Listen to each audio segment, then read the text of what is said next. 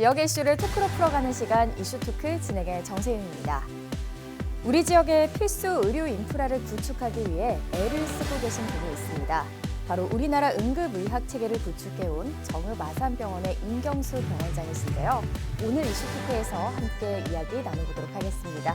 원장님 안녕하세요. 안녕하세요. 네, 반갑습니다. 자, 오늘 또 함께 해주실 안병환 기자 자리하셨습니다. 반갑습니다. 네, 안녕하세요. 네. 자, 오늘은 이렇게 우리 지역의 필수 의료 인프라 구축에 관련해서 임경수 병원장님 모시고 함께 이야기 나눠볼 텐데요. 사실 정읍에 아무런 연고가 없으신 걸로 알고 있는데 사실 이 연고가 없던 정읍으로 2년 전에 이 정읍 아산병원장으로 오시게 된 이유가 궁금합니다. 예, 큰 뜻은 아니었고요. 이제 65세 정년 퇴직을 앞두고 서울아산병원에서 2년 연장 근무를 허락을 받았습니다.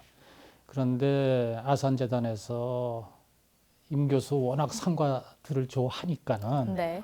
호남지방 가서 실컷 한번 꿈을 펼쳐보라고 그래서 이제 아주 우연하게 내려오게 됐습니다. 만족하시는지요?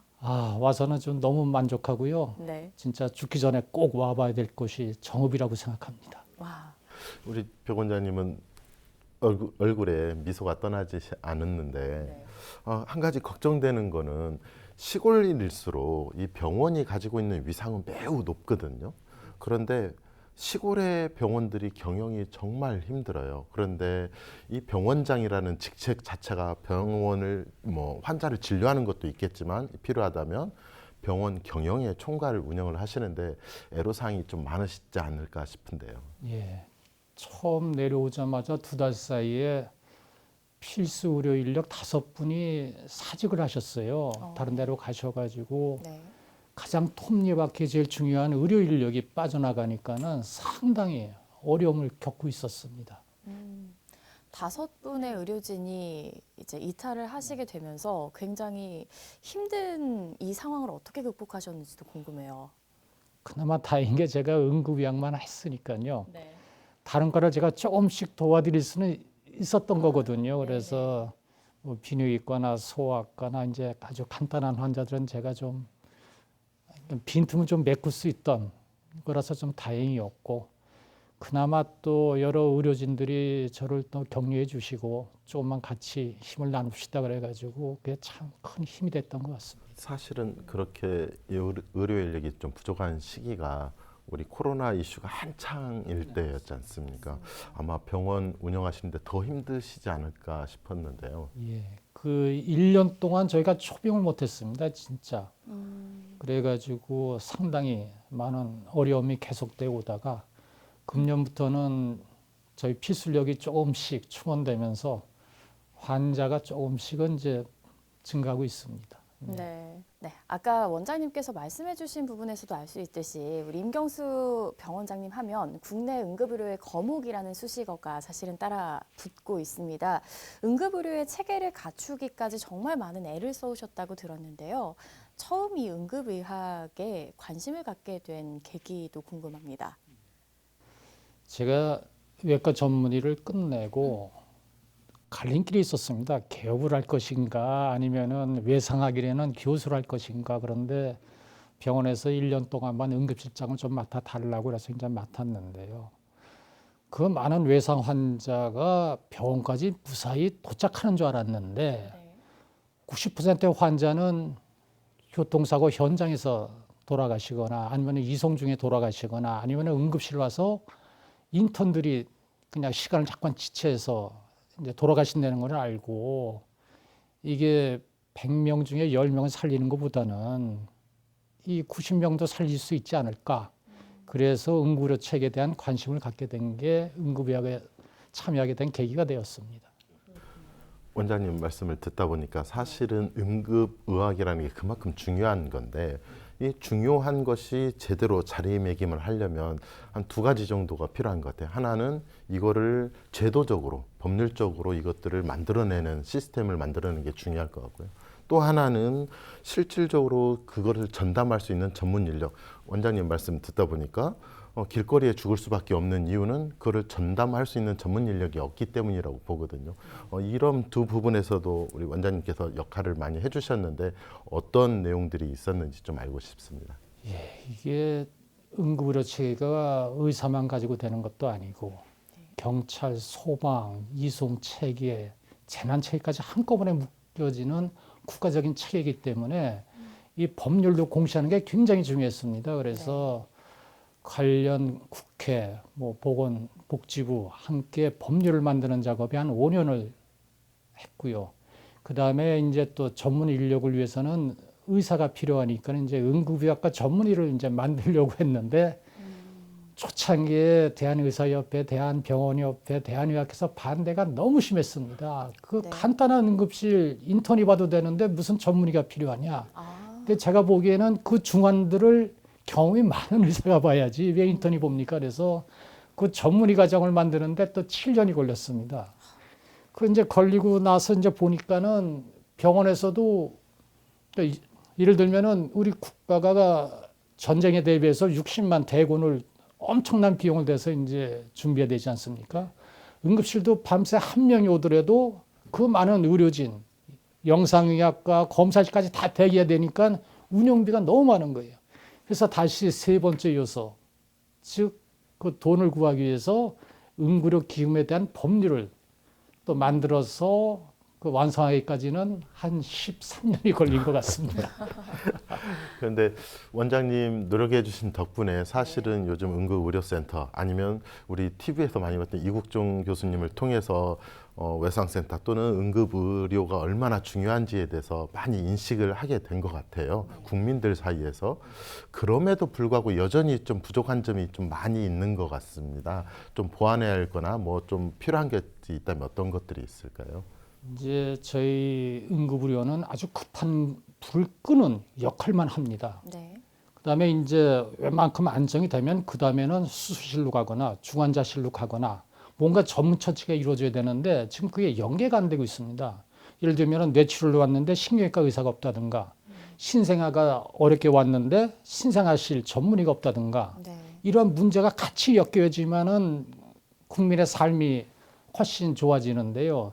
이 체계를 한꺼번에 풀기에는 너무 국가적인 문제이기 때문에 제 개인이 혼자 풀기에는 너무 어렵지 않나 그런 생각이 듭니다. 자, 그럼 이번에는요, 지역 의료에 대한 이야기를 좀 나눠보도록 하겠습니다. 사실 뭐 수도권에서 멀어질수록 인프라가 열악해진다, 다들 알고 계시는 상황일 텐데 실제로 정읍에 와 보시니까 더 많은 체감이 되셨을 것 같아요. 어떠셨나요? 참 이게 편중이라고 그럴까요? 의료기관도 1차, 2차, 3차의 의료 전달 체계가 있는데 가장 기본적인 1차 의료도 수익성이 있는 쪽으로만 지금 편중이 돼 있고 네. 그다음에 제일 중요한 3차 의료도 수도권의 대형병으로 이제 치중돼 있고 더군다나 이 중간 허리는 굉장히 약한 그 중간 허리 중에서 또 제일 중요한 게 필수 의료인데 필수 의료 중에서 수술, 시술 이런 거 할 수 있는 그 재반 시설이 안 돼 있다는 게 너무 큰 충격이었습니다. 사실 이 정읍의 거점병, 지역의 정읍뿐만 아니라 전북 서남권의 거점병원으로서 아산병원이 위치를 하고 있었는데 거기에도 오시자마자 필수 의료 인력들이 나가고 그 과정에서 올해 인력을 확보하는 데 많은 어려움이 있으셨다 했잖아요. 소문에는 지인 찬스를 많이 쓰셨다고 또 그러는데 실제 뭐 오시게 된 다른 의료진들은 어떤 분들이 있고 어떤 역할들을 지금 해주고 계신지 좀 알고 싶습니다. 이제 아까 나가신 분들 중에 이제 공백과가 좀 많았습니다. 그래서 소아과도 공백이 있었고 마취과도 없었고 비뇨기과도 없고 그 어르신들의 비뇨기과 문제가 많지 않습니까? 네.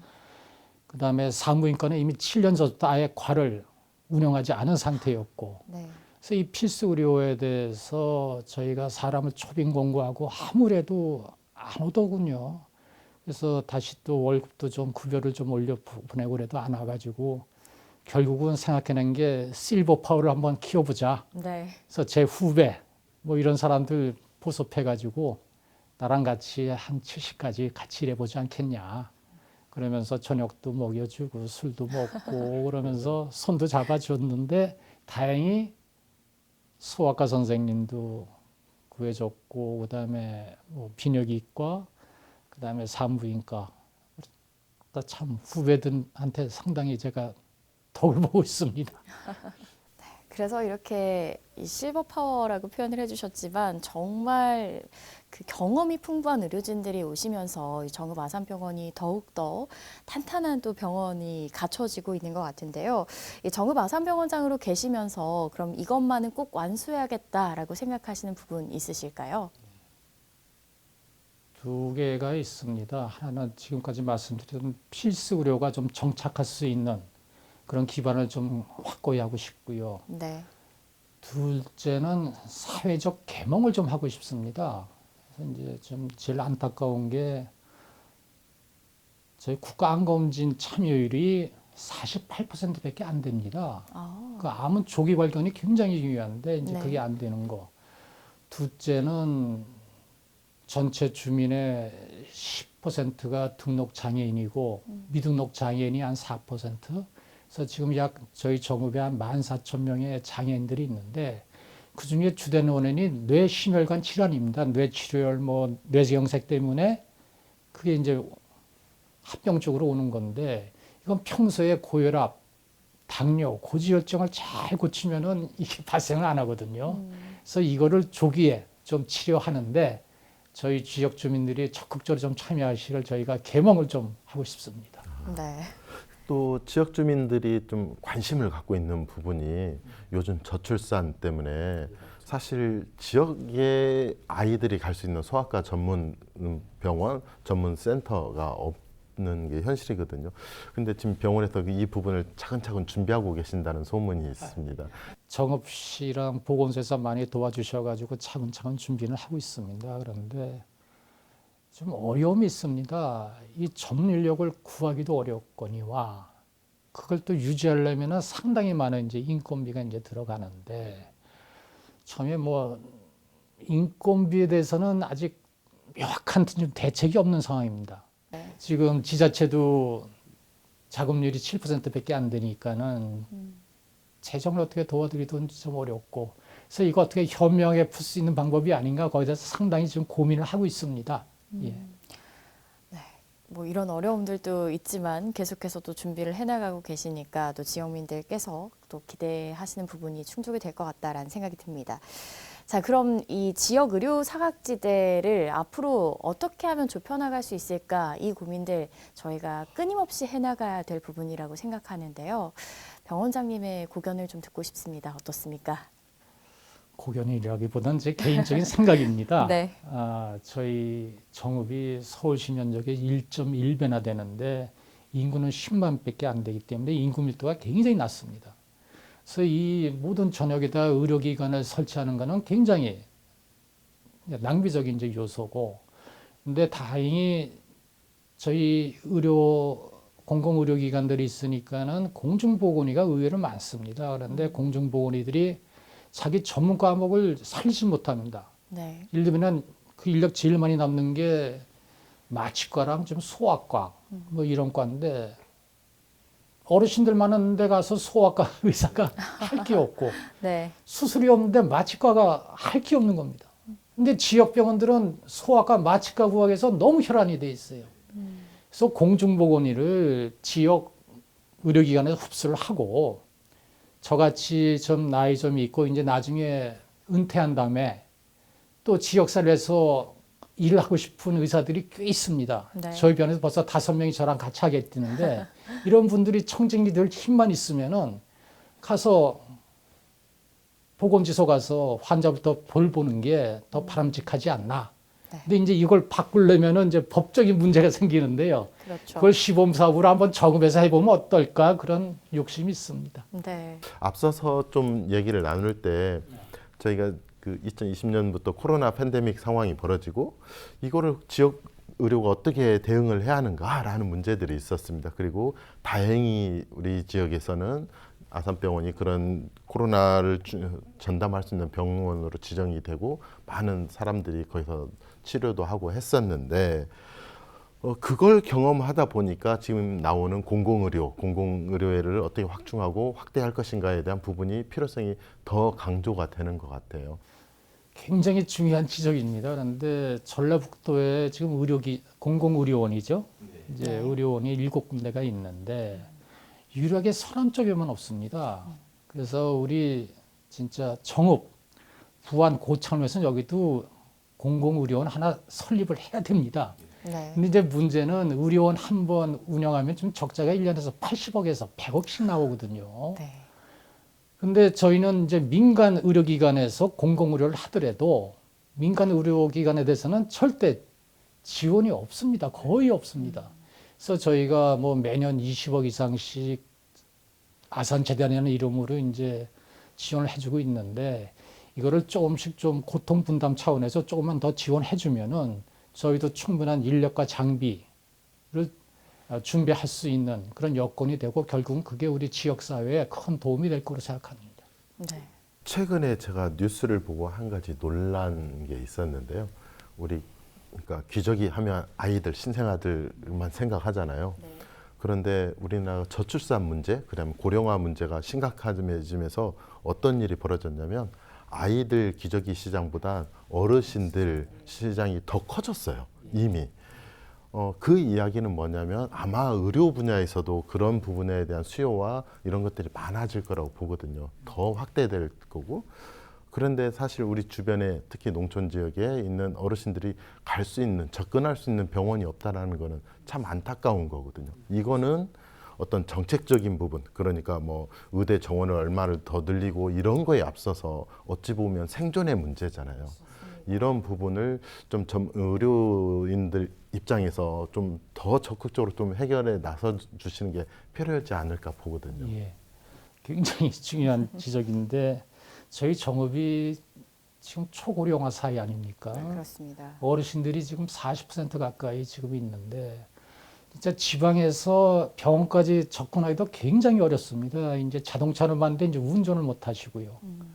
그렇다고 또 저희 주민소득이 평균 소득의 한 70%밖에 안 되는 상황이고 이런 상황에서 어떤 게 이제 풀어줘야 되는데 더 큰 문제는 재정 자립도가 또 7%밖에 안 되니까는 이거 버스 노선도 늘릴 수도 없고 이걸 어떻게 풀지는 상당히 저도 막막한 건데 뭐 시장님이랑 보건소장님이 푸시겠지만은 제 생각에는 그때까지는 저희 의료인들이 현장에 가서 의사 없는 지역에 가서 국가검진을 거기서 해주고, 예?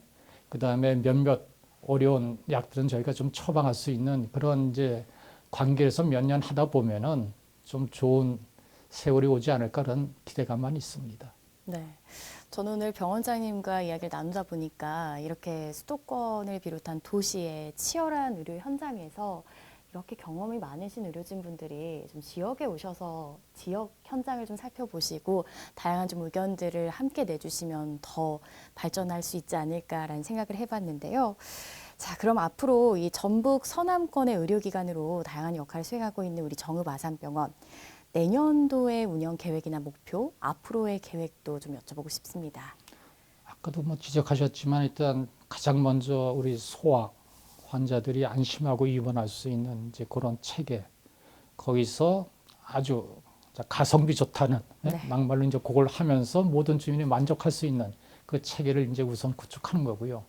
두 번째는 소아과뿐만 아니라 산부인과, 비뇨기과, 그다음에 호흡기 질환, 그다음에 고령 환자들의 접근성을 어떻게든지 그걸 좀 타파해 보려고 노력하고 있습니다. 네. 참 오늘 좋은 말씀들 많이 나눈 것 같은데요. 마지막으로 저희 시청자분들 그리고 우리 지역민분들께 하시고 싶은 말씀이 있다면 한 말씀 부탁드리겠습니다. 이게 국가암검진에서 암을 초기 진단하고 고혈압, 당뇨, 고지혈증, 비만, 흡연을 최대한도로 빨리 치료하는 게 결국은 뇌졸중에 의한 어떻게 보면 사회적 손실 비용, 가정도 무너지지만은 이 지자체 모든 재정이 무너지는 거기 때문에 거기에 대해서 적극적으로 좀 참여하시고요. 뭐 고혈압, 당뇨, 고지혈증 평생 약 먹으면 어떻습니까? 건강하게 100세까지 사시면 되는 거니까는 그 약 드시는 거 주저하지 마시고 언제든지 저희 병원을 방문해 주시기 바랍니다. 네. 네, 고맙습니다. 자, 오늘 함께 이야기를 나눠봤는데요. 앞으로도 우리 지역에 꼭 필요한 의료기관으로서 지역에 또 함께 신뢰받는 뉴스를 펼쳐주시길 부탁드리도록 하겠습니다. 오늘 이슈 토크는 여기서 마치겠습니다. 함께해 주신 여러분 고맙습니다.